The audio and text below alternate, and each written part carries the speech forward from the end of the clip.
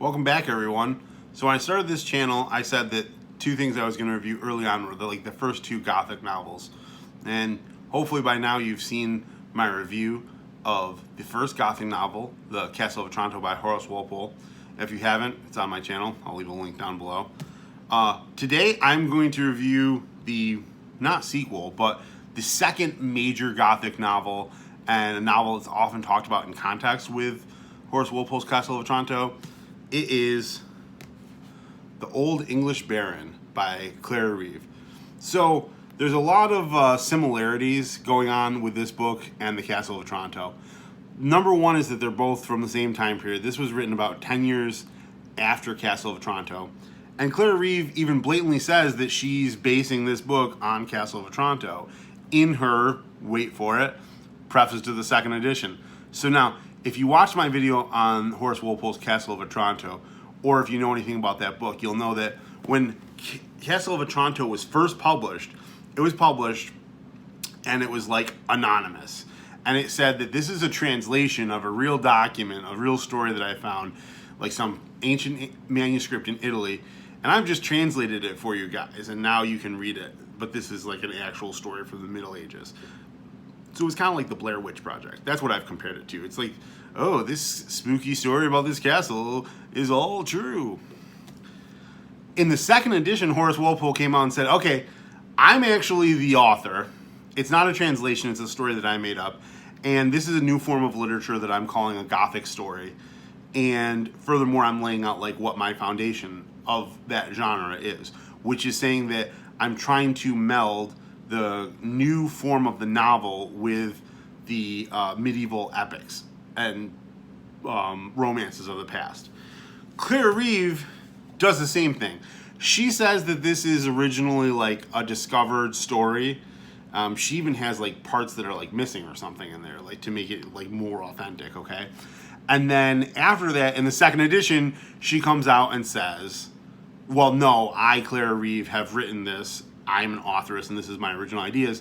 And then furthermore, she says in there, and I'm not even paraphrasing, it's literally like, have you ever read this story called Castle of Otranto? I bet you have. And she basically says that it is the literary offspring of Otranto. So she was tracing the origins of her own fiction to her reading Horace Walpole's Castle of Otranto. So it's very interesting because in Castle of Otranto's second edition, you have someone who's literally saying, I, Horace Walpole, am trying to create a new genre. And in this, you have a new author coming along about a decade later and saying, okay, here we go, let's create a new genre. She also, in that, lays out her manifesto of what her kind of ideal Gothic tale is. And fortunately or unfortunately enough, she criticizes and, takes to task what she did like and was inspired about with Castle of Otranto and what she was not keen with Castle of Otranto. And so in my review of Castle of Otranto, I said that this is like the first Gothic story. So it's like the origin of all like Gothic horror, Gothic stories. But it's very tame by today's comparisons. We would see much more extreme horror and terror, even in later ones that were not considered like terribly graphic. Like I said, there was giant armor and spooky skeletons in a castle, and it wasn't going to cause any nightmares for readers nowadays. So we would think like, well, you should up the terror level. Like you got to have more ghosts, and they got to be scarier, and you got to really get into the supernatural. Clara Reeve was like, nah, you got to like pull it back. You're still going to have supernatural. You can still have a ghost, but like you gotta 86 that like whole armor story where there's a giant suit of armor that's chasing people around the castle. And I think that people would agree with that. But she also didn't like bloody skeletons and cowls, and she was saying how like ridiculous it was. And no, I'm not for that. I want more bloody skeletons. More bloody skeletons. Clara, we want our skeletons in our castles. This is what we came for. Okay? We did not come to hear long passages about how people are gonna like settle their bills and things, which you get in this novel. What she did is she took out the armor, and that's okay, but she also took out the bloody skeletons in cowls creeping around the castle, and she replaced it with long discussions about people's honor and how they're going to settle various debts and bills and sheep and who's going to own what property and who's going to live where. for pages and pages and pages. And this is also very short. It's 144 pages, I think. So it's only slightly longer than Otranto. I guess percentage-wise, it's quite a bit longer than Otranto, but like by page count, it's not. It's only like 30, 40 pages more. And unfortunately, with this book, her criticism of Horace Walpole was, oh, you went too far in the supernatural and it made it ridiculous and silly and it lost that creepy effect. And one of the criticisms of her is, well, you scaled it back too much and now it's not like creepy at all. Now you've just got people being like, well, what about the peasants? What about this land? Who's going to live at this house? Oh, the honor of this such and such a gentleman. No, you have more honor, sir. Oh, thank you, sir. And that's not very exciting either. We wanted the bloody skeletons and creeping around the castle at night. Please bring me that back. The other problem, the criticism of the critic Clara Reeve, is that everything is so shown in advance in this book. So the minute that you kind of meet the main character, who is the like Theodore kind of figure in this, you almost establish right away, it's like, oh, you look like my friend who used to own this castle. And it's like, oh, he's probably like his descendant, huh? A little bit different in this is that the guy ends up having like a lot of allies, and I think that the main character himself, because nobody's sure who the Old English Baron is. It could be several different people, but if it's Sir Philip Harclay, who is like kind of the original protagonist of the book, and then it kind of moves to other characters, and he becomes like a background character, and he comes back at the end. He becomes like the champion of the real heir of this estate, whose parents have been murdered while his friends were away, and there's just all these kind of complications and everything in this. The villain is villainous, just like Manfred was. The heroes are all virtuous.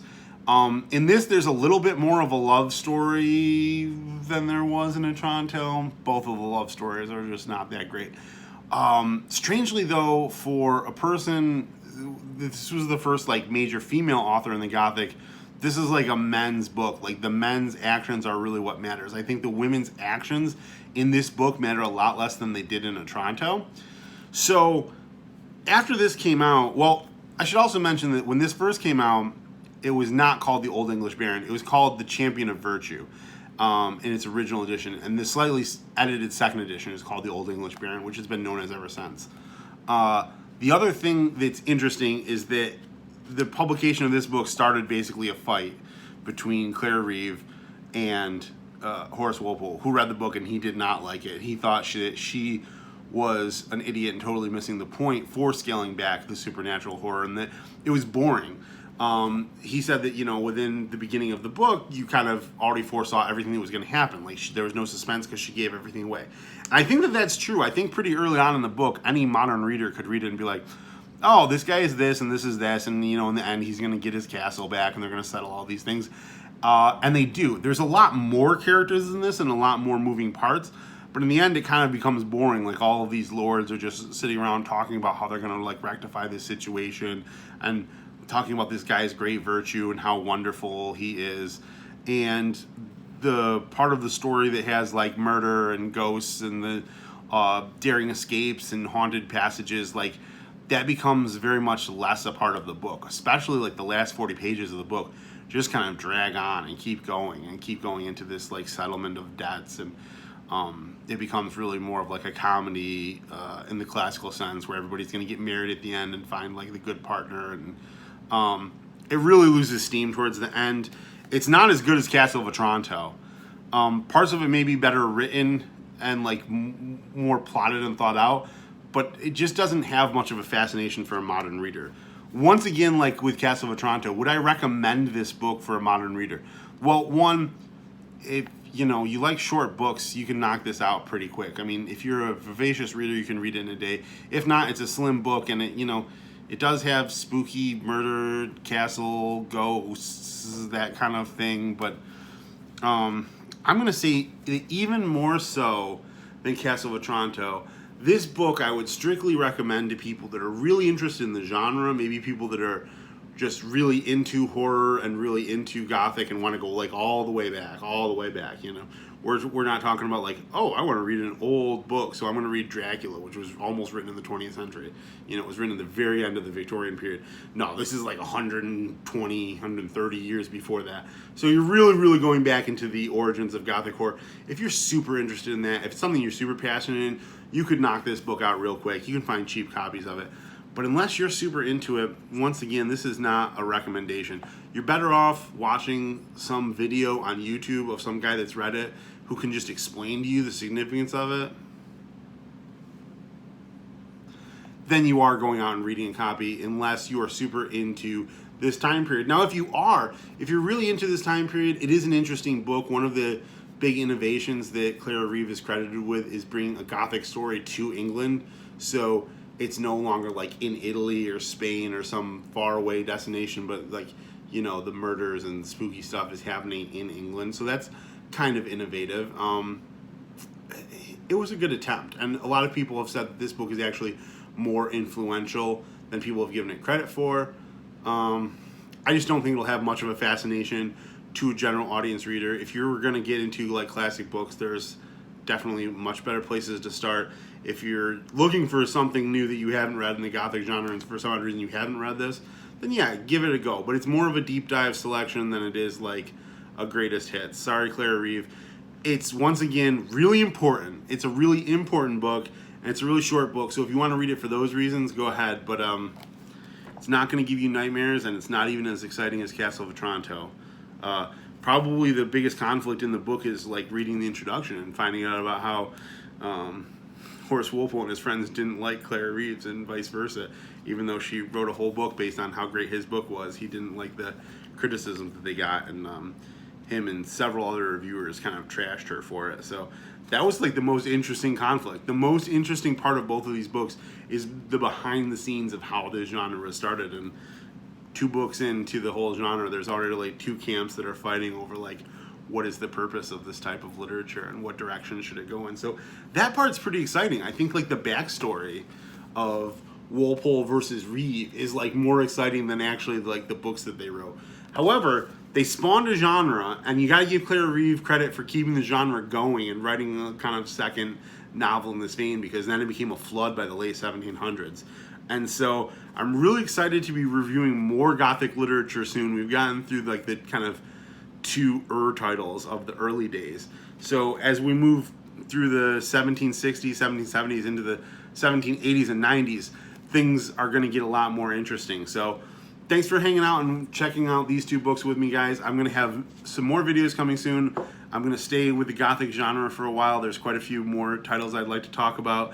So click like, subscribe, comment, tell me what you'd like to see on this channel. If you've got any suggestions of early Gothic literature that I could review. I've got quite a few titles lined up, but, you know, I'm going to keep this channel going for as long as I can, so any kind of introductions. And I also have some history books that I'm going to be reviewing soon, so if you're totally not into like this Gothic literature, well, I do have some other strange reads coming along soon. Thanks for checking me out, everybody. Have a great day. We'll talk to you later.